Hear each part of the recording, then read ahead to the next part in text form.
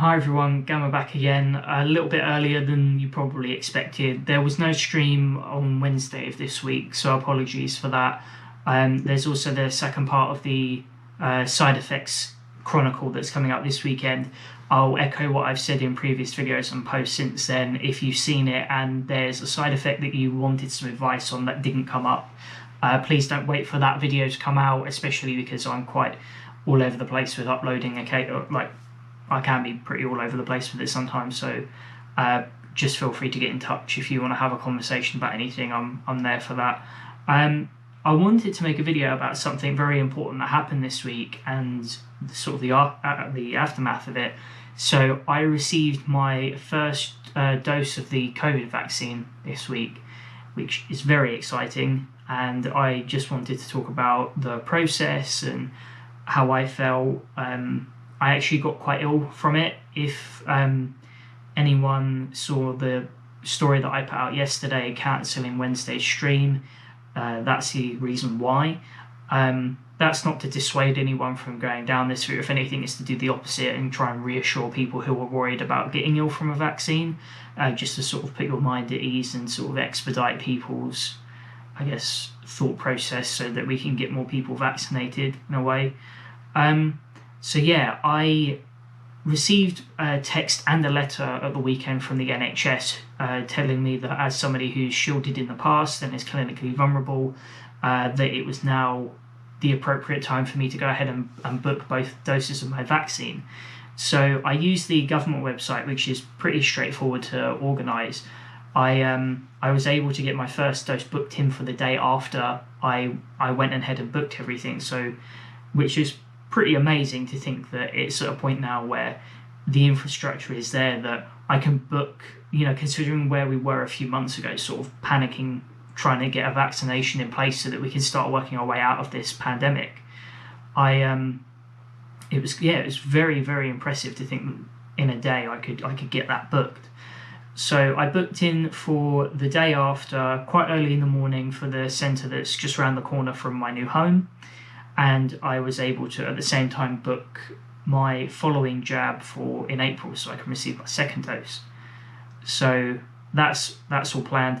I've had to work with my GP recently because I have scheduled now. I don't know if I've mentioned it in the past about needing to be revaccinated, like having all of my childhood vaccinations redone. To explain why, chemotherapy is pretty indiscriminate in the cells that it targets when you go through treatment. So antibodies, so you will store, it's probably not like a great scientific explanation. I try and be informative with these, but this bit I haven't learned about in a long time. So you'll have, whenever you fight an illness, you have like these antibodies that stay behind that the body's able to replicate if you face that particular ailment again. And that enables you to produce a much stronger, much more rapid response, which is how we develop immunities to things over time, with the aim of vaccinations essentially to do that artificially without you having to go through as many or any, hopefully, negative effects from it. So with chemotherapy, it's pretty indiscriminate in the sense that it targets many cells, and these sort of residual antibodies get destroyed in the process, which is why I need to have my other revaccinations done. So you have to space them out appropriately. So they're scheduled for between my first and second dose of COVID. So I'm waiting for another phone call back about that so that I can get some dates set in place to go and have those done. And then I can relax a little bit more about, I guess, my tolerance to certain illnesses, because I'm currently not tolerant to a lot of sicknesses that adults can, I say, brush off, don't particularly need to worry about. So yeah, moving on from that back to sort of the main story, because I really want to take an opportunity to basically talk about how smoothly it runs and how robust the infrastructure we have is. So the morning of, I took what ended up being a 10-minute walk, if that. It's very close to where I live. I'm quite lucky in that sense. I mean, I would have happily walked a lot further, but it's very impressive having. We're very fortunate to be located so close to one of these these centres. I'd allocated about 25 minutes to make that walk, but it ended up just being way too much time. So I just sort of chilled out like some hoodlum in like an underpass, just sort of waiting for the time to pass. Sorry, I keep sidetracking. So closer to the time I made my way into the centre, I was going to take some selfies and put them online, but you're actually not allowed to take any pictures in that area. I don't know if that's because it's currently located in, I guess, as part of a business park. They've sort of converted part of it into a vaccination centre. Well, it's sort of divided in half. I'll get more into that in a minute. So you walk through the business park, and obviously that's not all shut down. There are big parts of it that are just working pretty normally. It's all signposted. So no photography. I couldn't take any pictures at all there. I was gonna put a couple of selfies up. But you sort of walk and you follow these signs, and it all seems pretty quiet. And then all of a sudden you get to this bit where there are a bunch of people in masks, and they sort of greet you, most people by car, but you end up, so you have to present this reference code that you'll get when you book your doses. And you present that to the first person, and then they direct you to the next person who asks to see the same reference code.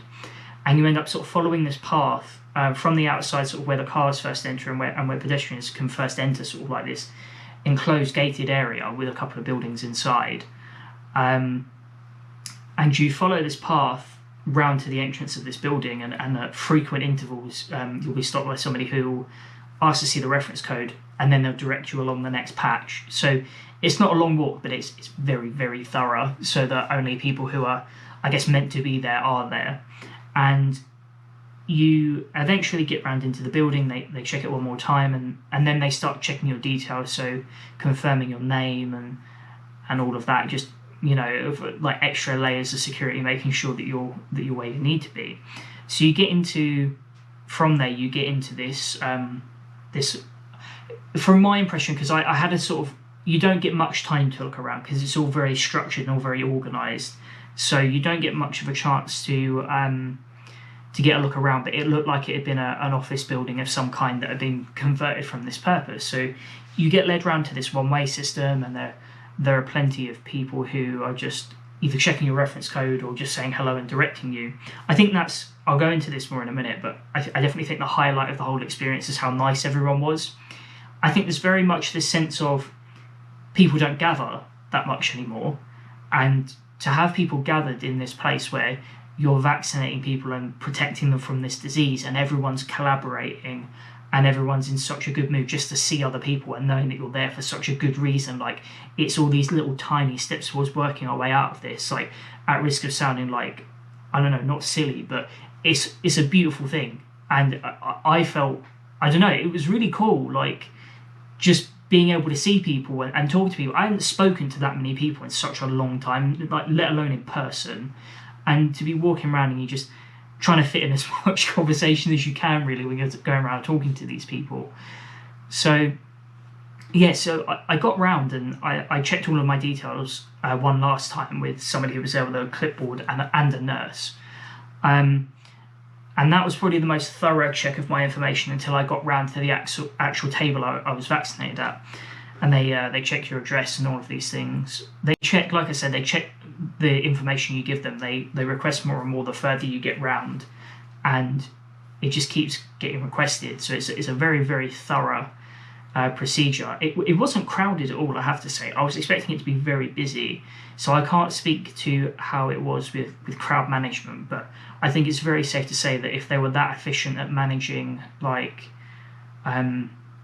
such a small group of people and there are all of these checkpoints, I'm pretty sure I'd be safe in saying that they can manage crowds pretty well and mitigating the risk there as well.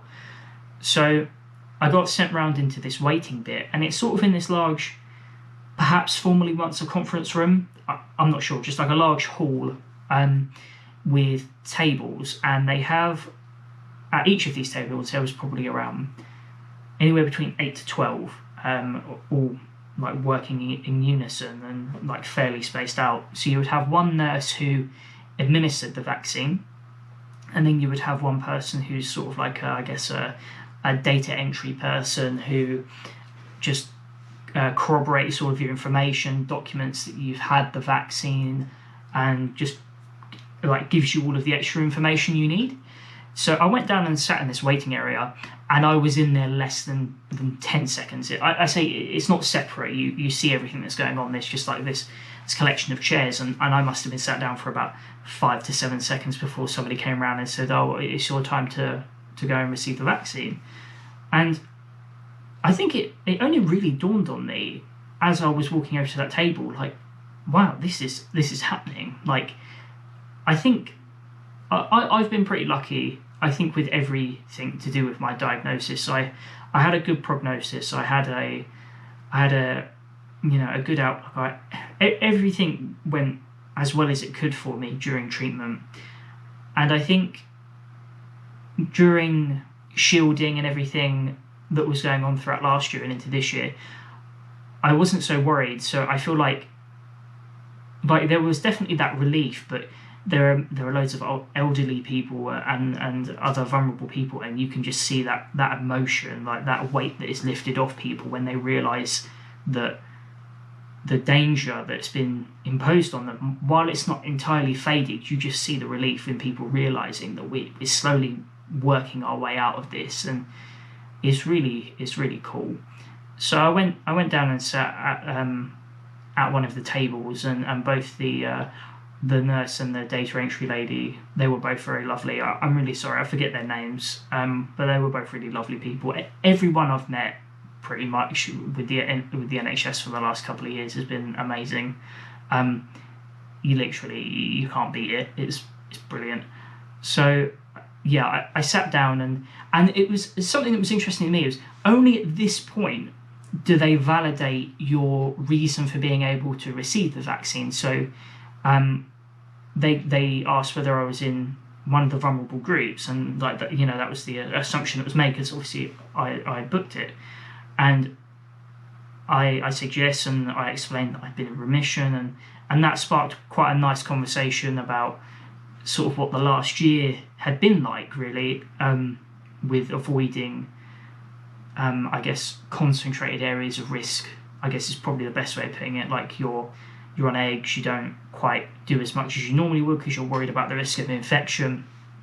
I know I have. I mean, I know that's sort of counterintuitive to what I was saying before. Like I think I was more relaxed about it than a lot of people I know, and I think that's because I have that mindset where during adversity I sort of have to shut down some of those fear centers so that I can continue to be practical, and I think it was probably a continuation of that from my treatment.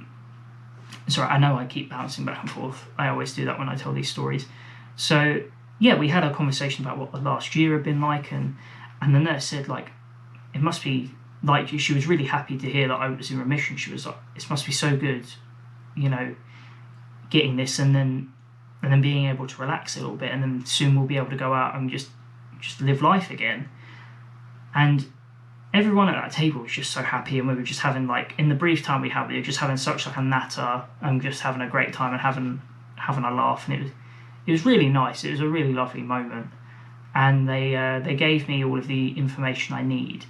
I had the if anyone's curious, I had the AstraZeneca vaccine, so I assume that'll be the one I have for my second dose. I know there's been some, I guess, incursions into mixing and matching different vaccines. I don't know if I'll be part of that. I guess I'll give you an update to see how that goes.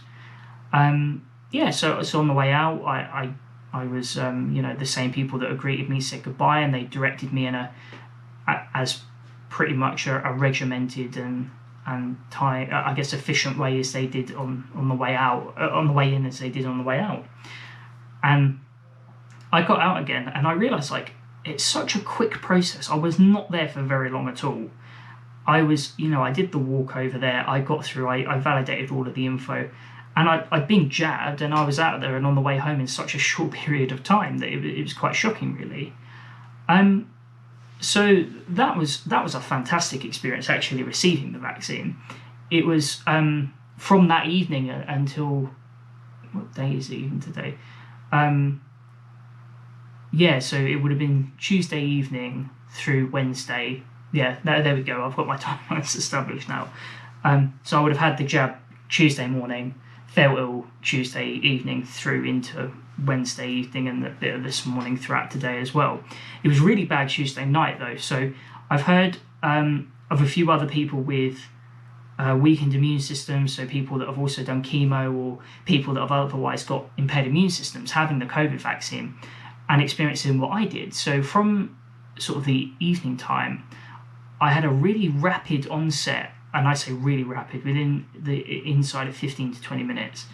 I don't know if my perception of time is diluted by the incident, but that's certainly my understanding of it. So within a very short period of time, I had a rapid onset of flu-like symptoms, so a runny nose, a bad headache, sort of like, that weird like foggy, cloudy impressioness you get in your head. I guess is the best way of describing it. I had a fever, I was shivering, I had a dressing gown on. I had to borrow some of Shannon's like fluffy socks with like leopard print on, just hiding under I was going to say cougar because of lion print socks. I've got like big cats stuck in my head now. I was hidden under the covers and just shivering away. But and I was saying to Shannon, like, I got up close, I'm freezing here. And she was hesitant to do it because I was radiating so much heat that it was starting to make her overheat. So I was really not feeling in a good way. I had to take, I have recovery days from work. I don't work full time at the minute. I have recovery days to help manage my energy levels. So I had to switch those round so that I worked today instead because I was in such a bad way. Like I had no energy. I had this headache. I really wasn't with it at all. And it was really bad. It was quite worrying for quite a while. I could tell from when I was texting my mum and when I spoke to her briefly that she was quite concerned. And so was Shannon. She did an amazing job looking after me and reassuring me, because I tend to, with chemo is one thing, but I think I'm the sort of person that when you sort of feel ill in like those big concentrations like that, especially when it's so sudden, I'm the sort of person that kind of tends to panic with that. So she was really good at keeping my mind at ease and just sort of like getting me water and stuff like that and making sure I was okay and getting me paracetamol and stuff. So yeah, I got through that pretty well. I didn't sleep too well, so I ended up sleeping through most of the next day. And after a few hours into the day, but definitely by the evening time, I definitely started to feel a little bit better. I guess sort of throughout today, definitely throughout the first half, I've had sort of that fogginess and a bit of a headache and that fatigue. But sort of now, I feel back to normal. I've had sort of a bit of I don't know, I guess I've had a bit of a dip recently. Like I've sort of been feeling not quite myself and feeling a little bit down. And this has sort of exacerbated that. And I don't know if anybody else has this, where you sort of start coming out of it, like you start peaking back up again. I have this thing where I just obsessively want to do housework. Like I have loads of stuff I have planned to do tomorrow. But you just sort of wake up and you go, oh my God, the dishes need doing. Like, I don't know what it is, and I just immediately drop what I'm doing. Like, I must clean the dishes. Like, I don't know why, but that was, for me, a sign that I'd come out of it. So I think, according to the internet, COVID vaccination symptoms can last for about 3 to 4 days. So roughly that in my case, although I'd say at the 3-day mark, they've mostly passed now. So it's, and I've heard at least 2 separate accounts of people that I know in similar circumstances going through pretty much the same thing.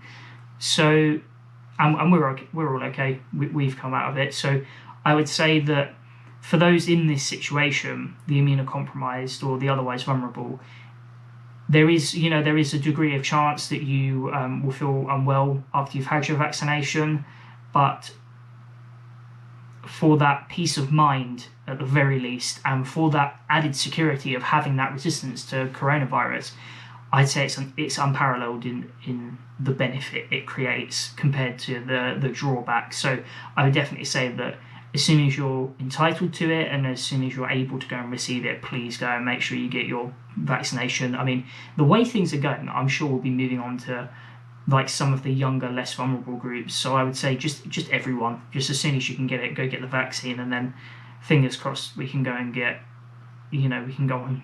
I would like to go on a summer holiday. I know, despite advice, certain politicians have already booked theirs. So I definitely am, I'd love to look into it. I'm doing my best to remain a diligent citizen, but as soon as we're allowed to, and it's actively encouraged. Can't wait to go on holiday. I've sort of put that little bit of money aside, so as soon as I get the opportunity, it's like, right, I'm just going to go disappear for a little while. And yeah, maybe I can make a couple of interesting videos out there. I feel like, I'm no Casey Neistat, but I'm actually really enjoying this, just documenting just sort of how I think and feel about things, and maybe turning that into something practical out of all of the waffle, which, judging from, I'm so glad this camera has a timer, because it just helps me manage just sort of the amount of waffling I do in my videos. So I'm going to end it there. Thank you again for coming and stopping by. I hope this was interesting to hear about for people who haven't had their vaccine yet, and maybe puts people's worries to ease, because I'm fine, you'll be fine, it's all good. And I'll see you for part 2 of Chronicle 5 on Saturday, which by the time this comes out will probably be tomorrow, as well as the stream. So you're cursed with quite a high concentration of George for the next couple of days, so I apologise for that. But I look forward to seeing you, so yeah, have a nice day, evening, whatever you're up to, and I look forward to seeing you all soon. So take care, everyone.